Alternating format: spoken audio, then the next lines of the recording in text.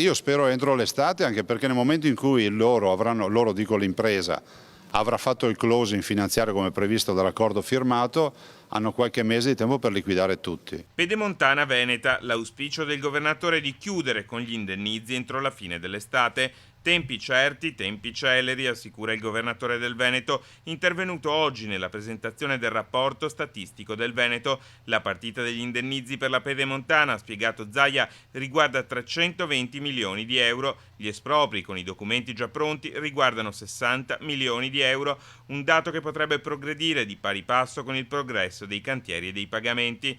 Ma se da un lato la Pedemontana viene vista come un miraggio da Palazzo Balbi, la questione banche viene invece vista come un incubo. Vediamo che ci sono semplicemente magari molti anziani, molte famiglie che compravano le azioni alla stregua delle obbligazioni.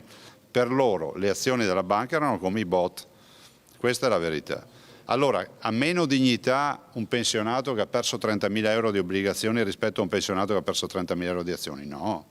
L'unica strategia per riuscire a tutelare anche gli azionisti è quella di intervenire con degli emendamenti nel decreto, ha messo avanti le mani il governatore del Veneto, e nel piatto di emendamenti ce ne sono 700, una selva capace di mettere in crisi lo stesso PD.